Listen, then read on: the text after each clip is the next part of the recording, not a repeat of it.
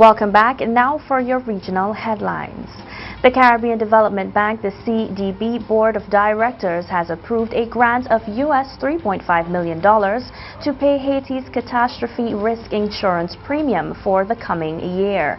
This marks the fourth year that the CDB has provided a grant for the full payment of Haiti's premiums on earthquake, tropical cyclone and excess rainfall policies. The approved grant covers insurance for the period of June 1st, 2016 to May 31st, 2017. Given Haiti's fragility and high vulnerability to natural hazards, the bank committed to paying its annual Caribbean Catastrophe Risk Insurance Facility premiums as part of the CDB's Country Partnership Strategy for Haiti for the period of 2013 to 2016. Barbados Prime Minister Mr. Frundell Stewart has committed his country's assistance to boost Guyana's tourism sector. He acknowledged that Guyana has the potential to become a breadbasket for the Caribbean, but needs a stronger tourism sector. Here's more in this report. Prime Minister of Barbados, Mr. Frundell Stewart, on Thursday declared his country's willingness to assist Guyana in a few sectors, but mainly the tourism sector. The Prime Minister said that the relationship between the two nations have deepened since President Granger took over the helm of government. Speaking to media operatives at State House after receiving the Order of Roraima, Mr. Stewart said that Barbados is ready to play their part to help develop a local tourist industry. Barbados is a leader in that area, and therefore we have a lot to teach Guyana, and Guyana has a lot to learn from us in that regard, and we stand ready to deal with that. That whole process has started. The two countries have recently established a joint commission. Foreign Minister Carl Greenedge recently visited Barbados to talk through the issues to make that joint commission more vibrant and active. Additionally, Mr. Stewart said that the help which they are lending is based on many factors, and one such is that a lot of Barbadian businessmen are now eyeing the Guyanese economy. Guyana, of course, has the advantage of size.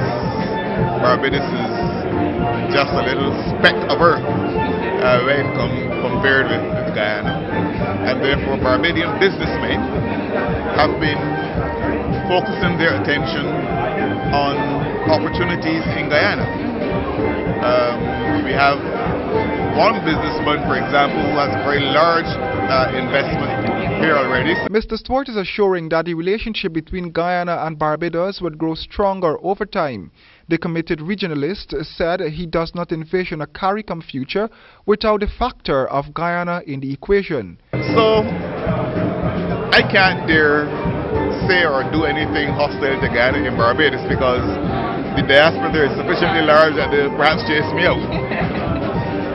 But you can be assured that this relationship is going to get stronger and stronger. Mr. Stewart on Thursday received Guyana's second highest national award for his long and dedicated service to the Caribbean community. Royden James, HGP Nightly News. Tropical Storm Bonnie became the second named tropical system for the 2016 Atlantic hurricane season yesterday evening, posing no threat to the Caribbean. However, hours later it weakened to just a depression. The tropical depression made landfall in the southeastern U.S. state of South Carolina, with maximum sustained winds of 35 miles per hour as of this morning, 5 miles per hour, less than when the National Hurricane Center in Miami made it a storm in its 5 p.m. update. Venezuelans have struggled for months with food shortages, economic hardship, and rising crime. As one reaction, running clubs have started to pop up across the country, giving people a chance to forget some of the troubles and reclaim their violent city streets. Al Jazeera's John Holman reports from Caracas. Street gangs and crime have subdued the exuberant nightlife of Caracas, Venezuela. It's got so dangerous it's rare to see people on the streets after dark. Apart from a large group of runners, that is. On Tuesdays and Thursdays, up to 300 of them hit the capital's streets after work. It's how they stay safe. Corremos en grupo porque con tanta inseguridad que tenemos. We run in groups because there's so much insecurity and we can protect each other. Annabelle, a teacher, lives for this, heading here straight from school. She took it up 3 years ago and at 54 years old has just completed her first marathon. For her, like many runners we talk to, this is a chance to socialise and take their minds off the empty shelves and food shortages affecting everyone here. Muchas preocupaciones, mucho estrés en los trabajos, en las casas. There's a lot of worry for people in their jobs and at home, and so here we de-stress each other and we do a bit of exercise. Running's also caught on because it's more affordable than other sports activities in a country where hyperinflation means people's spending power has plummeted. Honestamente estamos en un problema económico. Honestly, we're in economic problems, but people still keep their optimism and don't give up. And running is something very cheap, so people can do it. Still, running shoes cost more than many Venezuelans can afford. This remains a sport for the middle class to blow off some steam. This is one of the few occasions that these Venezuelans can get out and enjoy the streets of their capital after dark. Caracas is one of the most dangerous cities in the world right now, but for just a couple of hours they can forget that. Breathing in the night air and taking back the streets that were once theirs. John Holman, Al Jazeera, Caracas. And Jamaica is set to launch a CARICOM review commission. We have more for you in this report.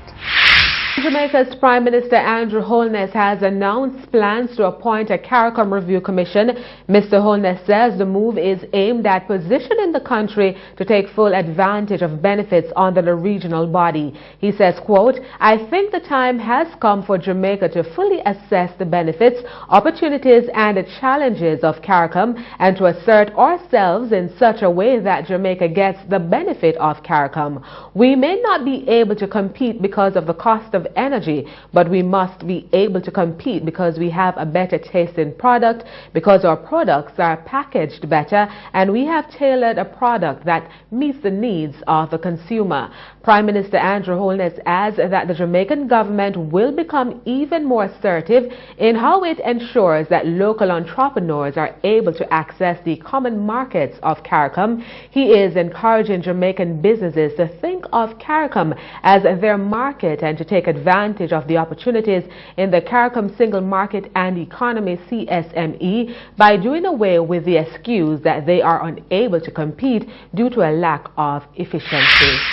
The Caribbean Electric Utility Services Corporation, CARELEC, the Association of Electric Utility Suppliers, Manufacturers and other stakeholders operating in the electricity industry in the region, has a new chairman and other directors.